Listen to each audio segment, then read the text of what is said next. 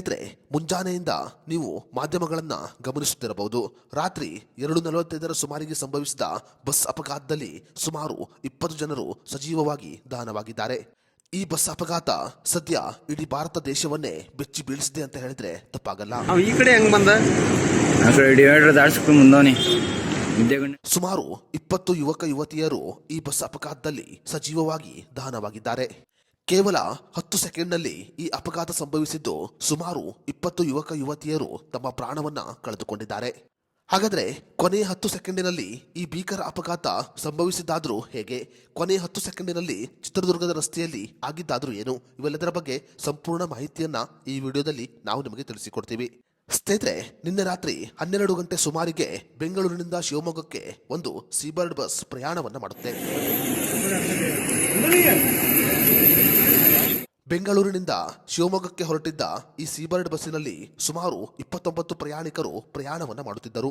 Seabird bus ಸುಮಾರು 12 ಗಂಟೆಗೆ ಪ್ರಯಾಣವನ್ನ ಮುಂದುವರಿಸಿದ್ದ ಕಾರಣ ಪ್ರಯಾಣಿಕರು ಆರಾಮಾಗಿ ನಿದ್ರೆಯನ್ನ ಮಾಡುತ್ತಿದ್ದರು. ರಾತ್ರಿ 2:45 ಸುಮಾರಿಗೆ ಈ ಬಸ್ ಚಿತ್ರದುರ್ಗದ ರಸ್ತೆಯಲ್ಲಿ ಪ್ರಯಾಣವನ್ನ ಮಾಡುತ್ತಿದ್ದ ಸಮಯದಲ್ಲಿ ಅಪೋಸಿಟ್ ಕಡೆಯಿಂದ ಟ್ಯಾಂಕರ್ ಲಾರಿಯೊಂದು ಬಹಳ ವೇಗವಾಗಿ ಬಂದಿದೆ. ಅದಾಗಲೇ ನಿಯಂತ್ರಣವನ್ನ ಕಳೆದುಕೊಂಡಿದ್ದ ಆ ಕಂಟೈನರ್ ಲಾರಿ ಡಿವೈಡರ್ಗೆ ಡಿಕ್ಕಿ ಹೊಡೆದು ಪಕ್ಕದ ರಸ್ತೆಗೆ ಬಂದು ಬಸ್ಸಿಗೆ ಅಪ್ಪಳಿಸಿದೆ.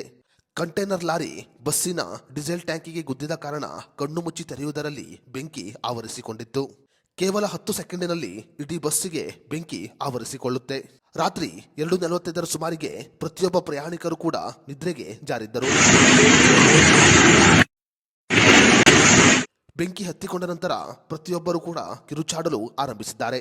ಆದರೆ ಕೇವಲ 10 ಸೆಕೆಂಡಿನಲ್ಲಿ ಇಡೀ ಬಸ್ಸಿಗೆ ಬೆಂಕಿ ಆವರಿಸಿದ ಕಾರಣ ಸುಮಾರು 20 ಜನರು ಸಜೀವವಾಗಿ ದಹನವಾಗಿದ್ದಾರೆ. 20 ಜನರು ತಮ್ಮ ಪ್ರಾಣವನ್ನ ಕಳೆದುಕೊಂಡಿದ್ದು, ಇನ್ನುಳಿದವರು ಗಾಯಗಳಿಂದ ಆಸ್ಪತ್ರೆಗೆ ದಾಖಲಾಗಿದ್ದಾರೆ. ರಸ್ತೆ ಮಧ್ಯದಲ್ಲಿ ಹೊತ್ತಿ ಉರಿಯುತ್ತಿದ್ದ ಬಸ್ಸನ್ನ ಕಂಡು ಸ್ಥಳೀಯರು ಬೆಚ್ಚಿ ಬಿದ್ದಿದ್ದಾರೆ. ಕ್ರಿಸ್ಮಸ್ ಹಬ್ಬಕ್ಕಾಗಿ ಮನೆಗೆ ಹೋಗುತ್ತಿರುವವರು ಈಗ ಯಮಪಾಶಕ್ಕೆ ಬಲಿಯಾಗಿದ್ದಾರೆ.